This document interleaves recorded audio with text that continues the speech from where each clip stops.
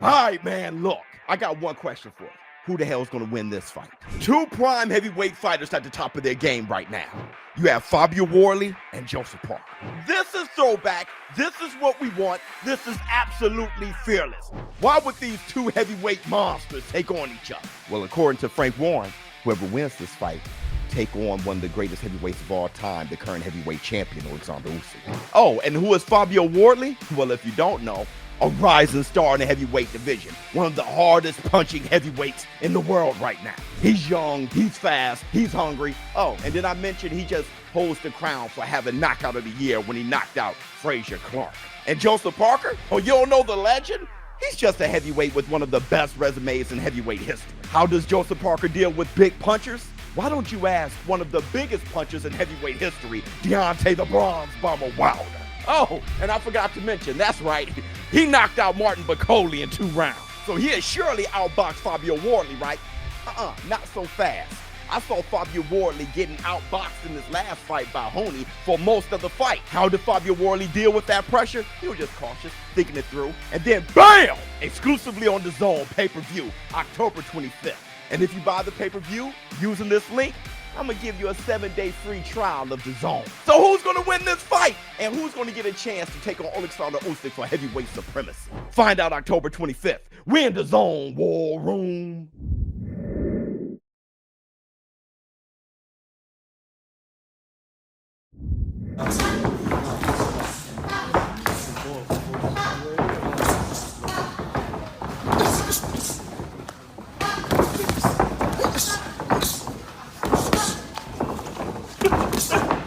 All right, y'all.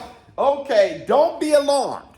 Don't be alarmed. I got Forrest Whitaker eye. I know you see it. I got Forrest Whitaker eye. That's where you take Dayquil and NyQuil at the same damn time, all right? It's not because Biz punched me or anything. I wasn't in any sparring or no shit like that. It's because I got a sty, dog. I got a sty. I get styes, all right? I got a sty eye, and that shit is painful, all right? But I've been telling you guys I'm going to be more transparent about myself, you know, and I'm going to sit here with Forrest Whitaker eye. Y'all just going to have to deal with it. My eye's on that lean. This eye's on lean. This one's on crack. all right, listen. I'm hearing through the grapevine, okay, rumors that Gervonta Tank Davis been whooping heavyweights' asses in sparring. Hey, you know, I'm not really big on that. I'm not big on just saying the rumors and everything, but I can't say the rumors. I can't say who I'm hearing it from.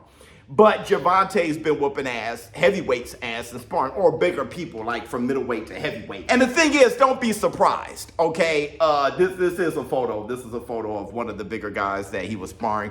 But in the past, you know, like maybe a few years ago, he was fighting a guy in Mayweather's camp. He was a bigger guy. I think he was like a middleweight or something like that. He was whooping his ass. One time he was like on live whooping a bigger guy's ass.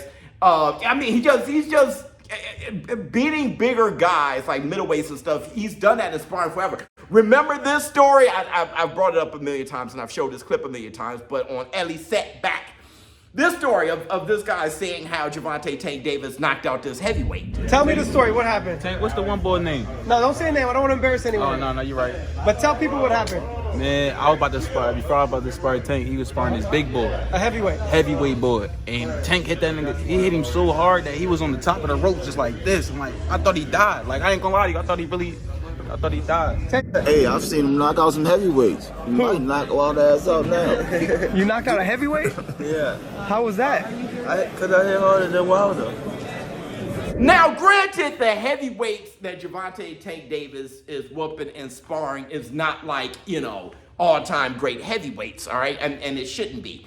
But he's sparring the level of heavyweight that, you know, more experienced than Jake Paul, right? But Jake Paul has beaten those heavyweights himself, all right?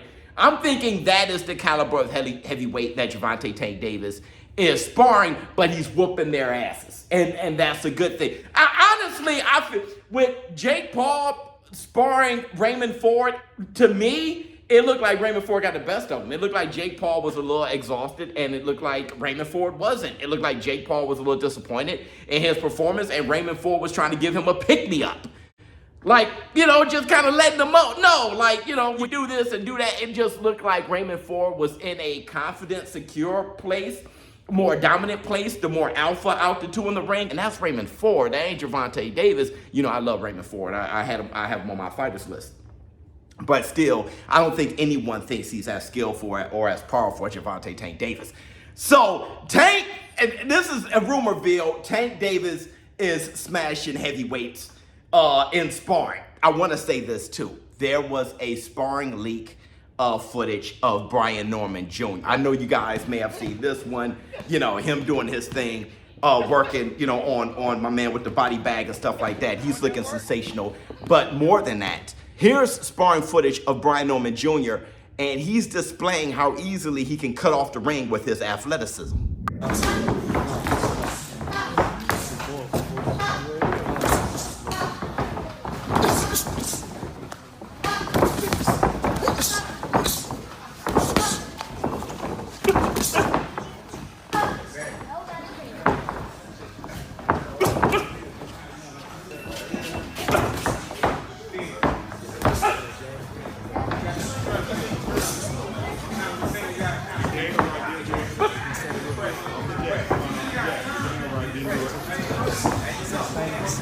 Not pulling straight down.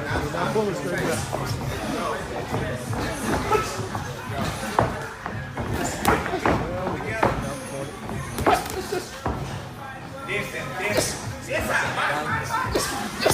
Stay tight, move out. Change your height, change your height. Come on now. Back on the jab, Step out on the jab now. Step on the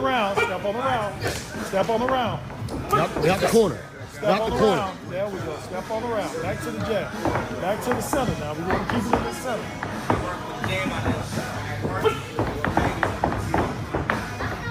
Let's go. Let's work. Stop talking. There we go. Let's keep it in the center. Keep it in the center.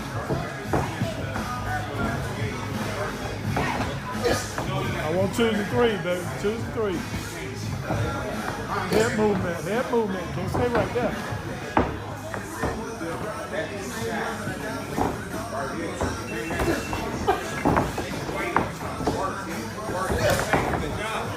Keep moving your head. Dude, I'm not seeing much of Devin Haney. I see pictures and I see little gifs and stuff like that online, but he's keeping his development and his progress close to the chest, which I think is very smart to do. Listen, man, Brian Norman Jr. knows he has to cut off the ring. He knows that when they get to boxing and then if the boxing turns into a fight, Devin Haney is going to want to control it and keep as much of a boxing match as possible. And if it gets too hot, he knows how to run. He knows against Ramirez, this is everyone's concern. He's going to end up running and Brian Norman feet's too slow. And I've been telling you guys that he's athletic. Brian Norman, though, being athletic is one thing. Another thing is having the IQ on knowing how to cut the ring off, okay? And he's displaying a bit of that. Though, listen, Devin Haney got some quick-ass feet and a fantastic jab. Yes, sir. Ask him, is he okay? Now I can see y'all very clearly. I'm just saying, expect Brian Norman to be able to catch up with Devin Haney more than you have expected, because you just never really seen him having to do that too much, except for against Quentin Randall. But Quentin Randall wasn't trying to just get out the way the way Devin the American Dream Haney does. But on top of that, I don't think Devin the American Dream Haney is just going to be running around the ring. I think Devin the American Dream Haney is going to try to meet him in the middle.